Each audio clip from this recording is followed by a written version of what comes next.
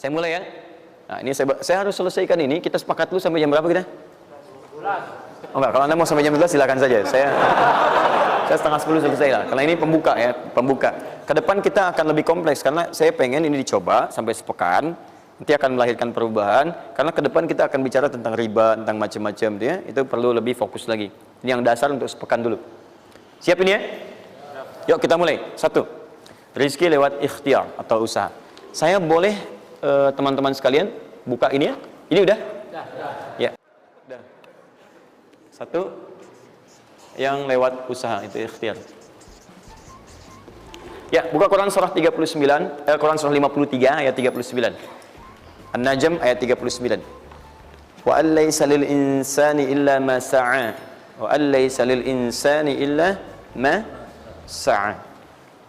Wa allaysa lil insani, bahkan setiap manusia itu, awas, illa ma sa'a, akan mendapatkan rizki, akan mendapatkan hasil dari apa yang telah ia usahakan dengan sungguh-sungguh. Jadi kalau Anda ingin mendapatkan apapun, mau dapat pahala, dapat rizki, dapat ini, dapat itu, maka semua bergantung yang pertama pada tingkat kesungguhan usaha Anda. Usaha yang serius, yang sungguh-sungguh disebut dengan sa'a, yas'a, sa'yan. Sa'a, yas'a. Sa'yan.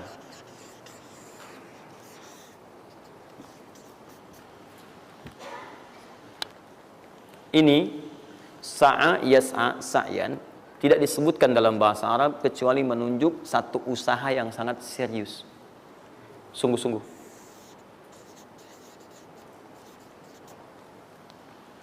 Rizki yang pertama ini sifatnya kata Al-Quran, langsung Allah yang menyampaikan. Kalau Anda mau mendapatkan rizki itu, baik yang sifatnya materi, uang, rumah, mobil, pakaian, makanan dan sebagainya, maka Anda mesti serius usaha. Usaha yang serius. Saya belum bicara bagaimana cara usahanya, tapi Quran ingin membangun komitmen dulu. Anda mau usaha enggak? Anda usaha, saya kasih kata Allah. Jadi kalau Anda nggak usaha, nggak akan turun rezeki.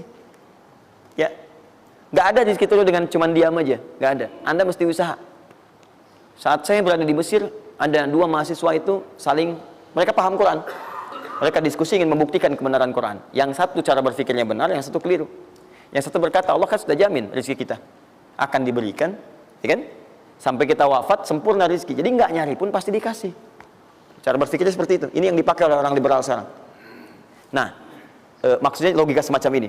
Yang satu lagi berkata, memang Allah kasih, cuman kita mesti usaha. Dia sebutkan beberapa ayatnya. Yang satu bertahan dengan pendapatnya, dia ingin buktikan, saya masuk nanti ke masjid.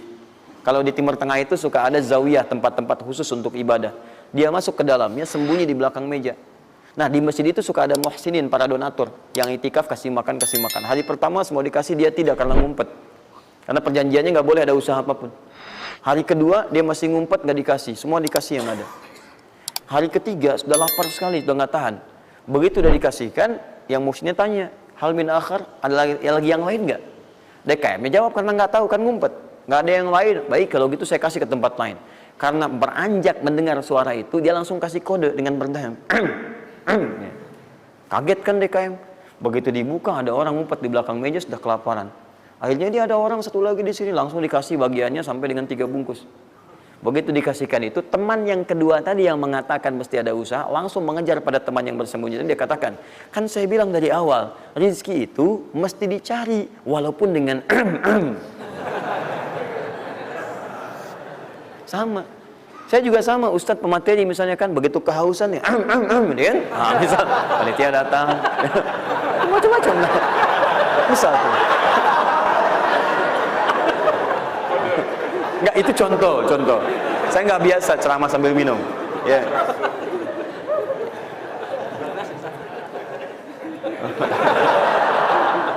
Jelas ya? Nah, jadi prinsip yang pertama, kita harus punya komitmen yang kuat dengan Allah. Kata Allah, kerja ya kerja. Kata Allah, usaha ya usaha, jangan diam. Di usaha itu sepanjang keluar yang disebut usaha dari dalam tubuh kita, kaki melangkah, tangan bergerak gitu kan, kemudian mulut berbicara, bersuara, atau telunjuk menunjuk aja, ada usaha, rezeki turun. Apa butuh pembuktian lagi? Tuh lihat di beberapa belokan-belokan tuh, cuman orang begini aja, prit, 1000, 1.000, makasih Pak. 2.000, makasih bos. Ya kan? 5.000, paman. Om. Wah, jelas ya? Paham ya? Nah, ini yang pertama, usaha yang serius. Nah, ini langsung dicontohkan oleh Allah. Bahkan kalau Anda serius,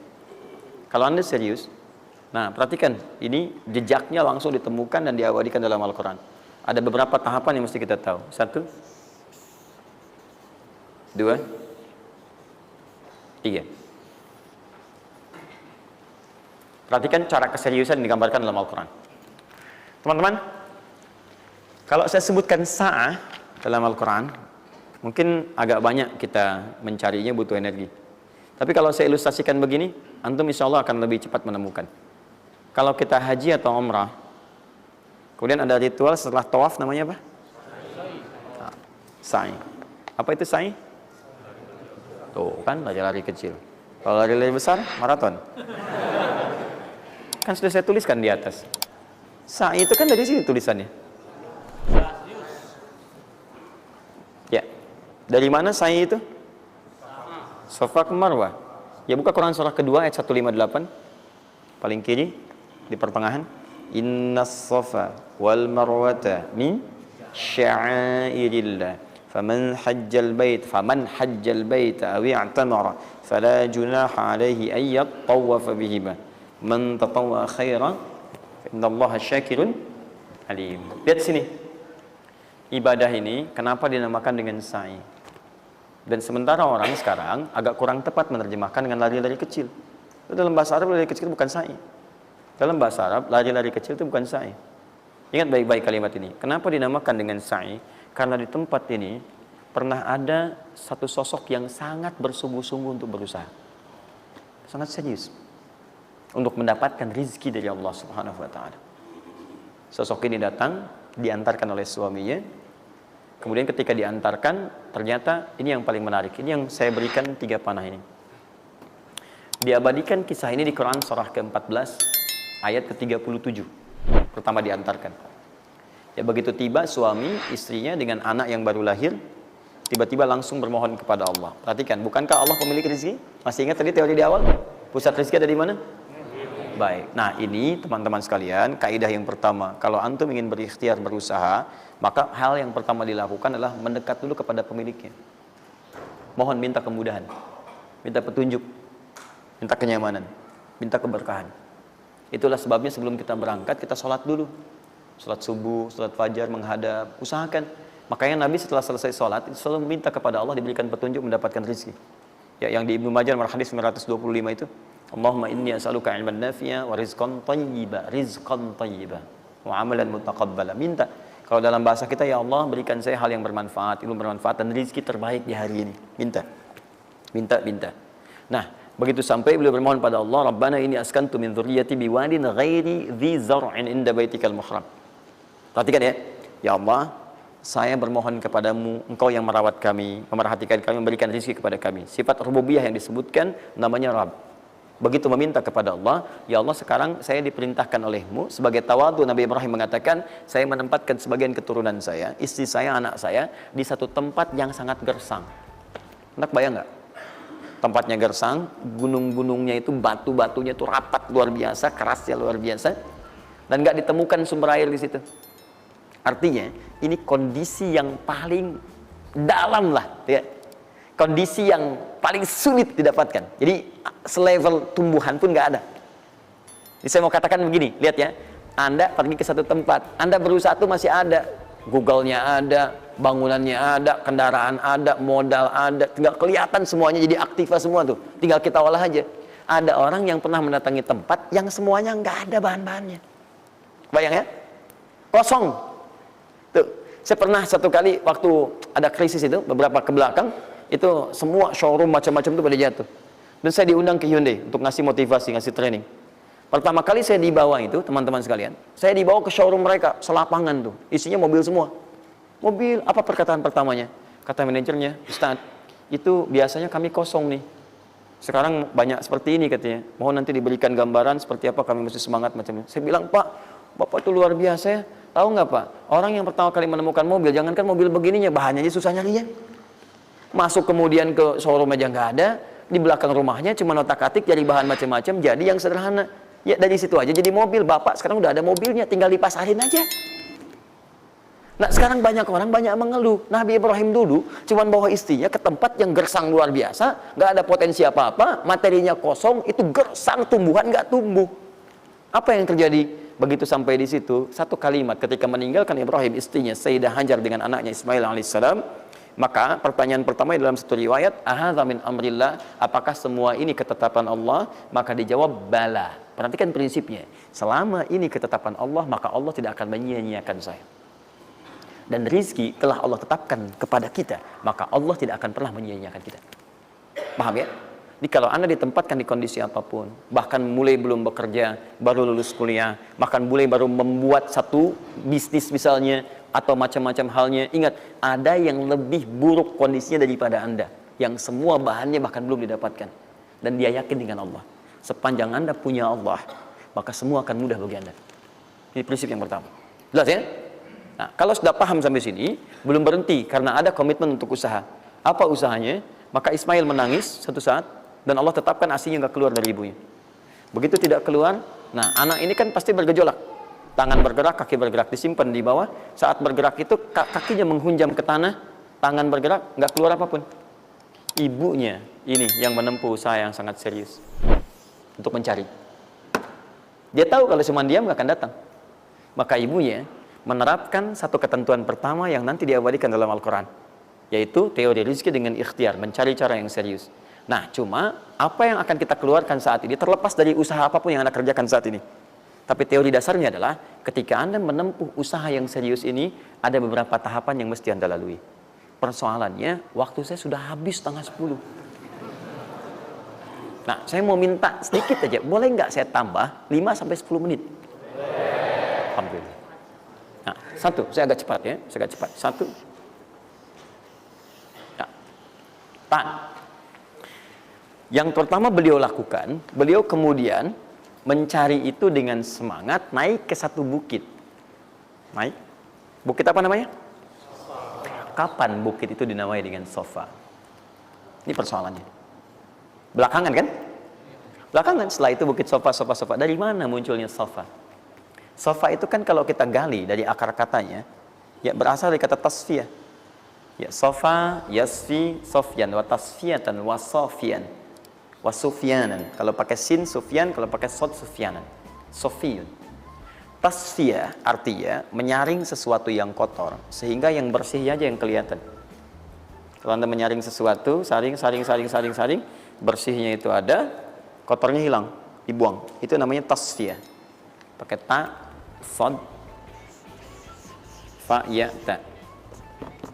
Ini hasilnya disebut dengan sofa. Orangnya disebut dengan Sofi atau Sufi, perempuannya disebut dengan Sofia.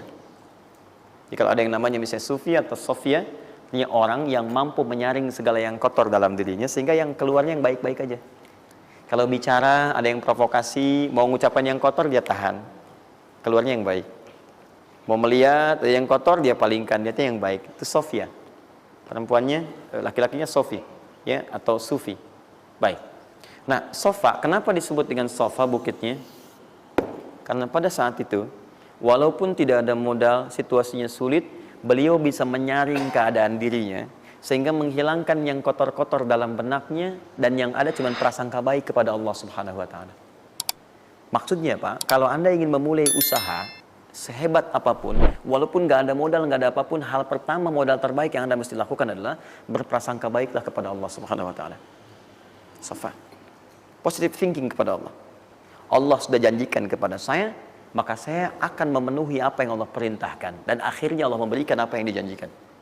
Jelas ya? Kalau Anda memulai dengan perasaan yang baik, yang positif, nanti Allah akan angkat Anda berada di puncak seperti Sayyidah Hajar naik ke atas bukit itu. Jelas ya? Dan perasaan Anda pun akan enak. Tapi kalau belum apa-apa Anda sudah negative thinking kepada Allah, maka mohon maaf, jangankan rizkinya, maka usaha Anda pun tidak akan maksimal, effortnya akan sangat kurang. Anda baru mau ke kantor, terus tiba-tiba melihat mendung, ya, terus orang udah mulai macet, terus negatif muncul di situ, ya mendung, macet. Terus apakah dengan mengatakan ya mendung dan macet, kemudian macet itu akan terurai? Mendung itu akan sirna? Tidak. Sampai Anda bikin status pun nggak akan pernah kelar. Ceklik, hari ini Bekasi macet. Terus Anda ngapain? Jadi kalau Anda mau mengawali sesuatu, maka positive thinking kepada Allah. Bismillah.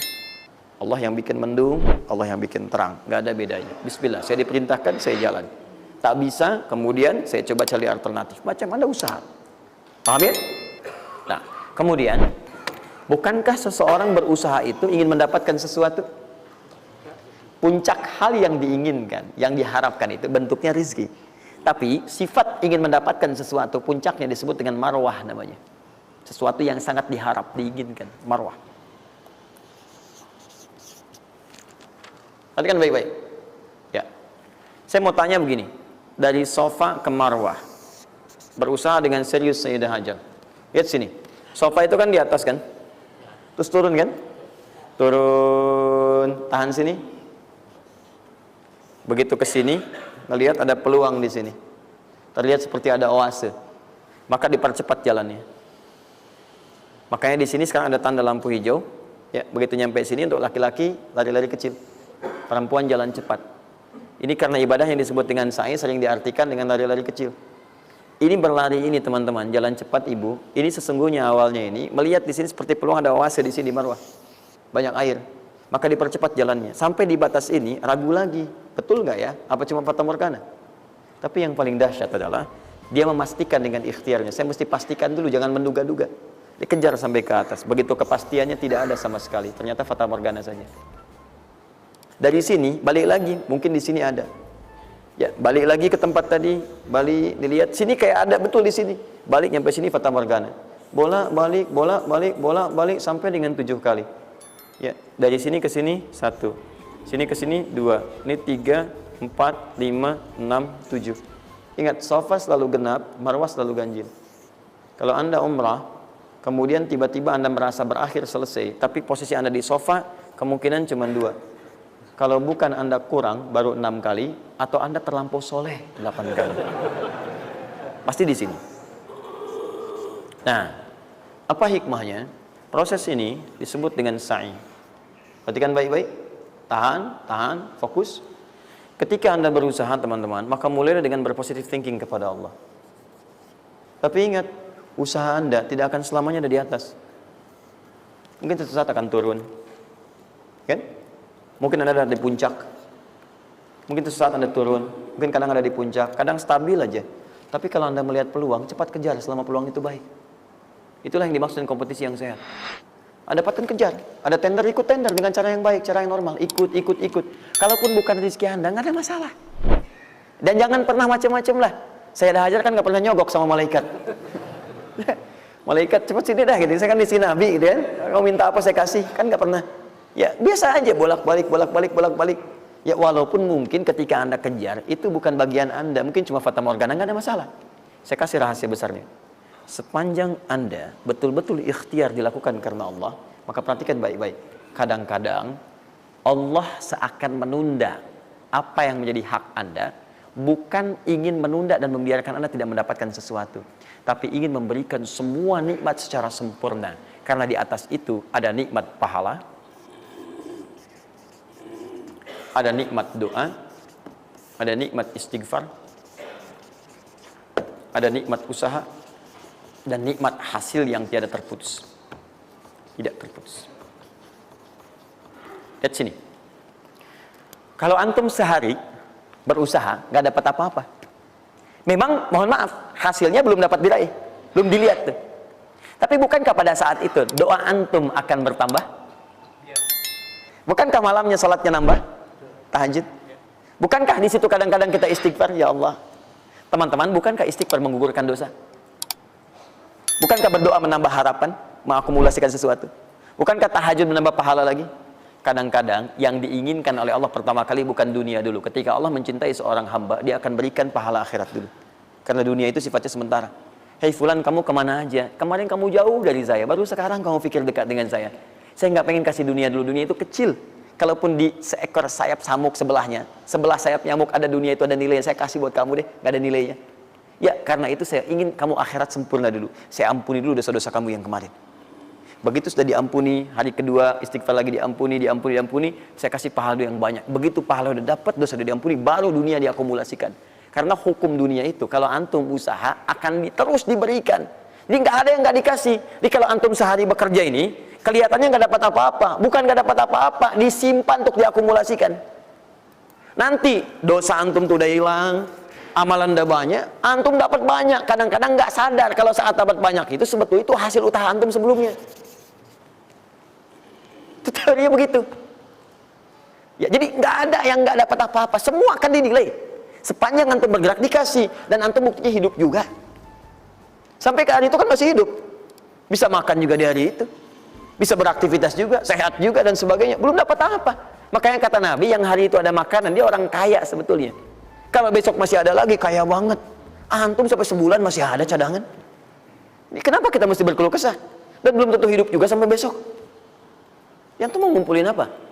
Nah, maka prinsip yang terbaik adalah ketika antum berikhtiar, ikhtiar usaha yang maksimal. Tapi jangan khawatir kalau antum kerja sehari nggak dapat, 2 hari belum ada usaha. Jangan khawatir teman-teman sekalian. Rumus yang mengatakan semua ketika badan bergerak, maka rezeki dituliskan untuk keluar. Tapi kadang-kadang ada yang Allah inginkan lebih besar dari apa yang Anda harapkan. Apa yang Allah harapkan, ikutkan ke situ, maka Anda akan mendapatkan akumulasi bagiannya. Itu yang dilakukan oleh Sayyidah Hajar. Begitu beliau kemudian naik ke Marwah, nggak dapat, naik ke Safa, nggak dapat. Apa pernah tertuliskan dalam riwayat sedikit aja Sayyidah Hajar mengeluh? Tunjukkan kepada saya kitab mana yang pernah menunjukkan riwayat ketika bolak-balik itu, kemudian Sayyidah Hajar berkata, ya Allah, saya kan istri Nabi, saya kesini memenuhi perintahmu, ya Allah, ini udah capek, kenapa belum turun juga? Pernah nggak? Kedua, ketiga, keempat, kelima, sampai ke yang ketujuh. Begitu sampai di Marwah, baru kemudian diakumulasikanlah itu. Apa yang terjadi? Ibunya yang usaha bolak-balik. Akhirnya keluar dari mana? Anaknya, kakinya kemudian menghentak lagi. Tiba-tiba keluar air dari situ. Pertanyaan saya, ibu yang lebih tahu di belakang. Kan kalau anak itu sedang haus, pasti tangan kakinya bergerak kan? Kenapa saat pertama disimpan bergerak, air nggak keluar? Sudah 7 kali bolak-balik, baru air keluar. Sudah, silakan lihat riwayatnya. Pada hentakan itu, ketika 7 kali ibunya bolak-balik, malaikat mengepakkan sayapnya. Itu yang menghantam air dan keluar air. Malaikat yang ditugaskan Allah memberikan rezeki namanya Mikail.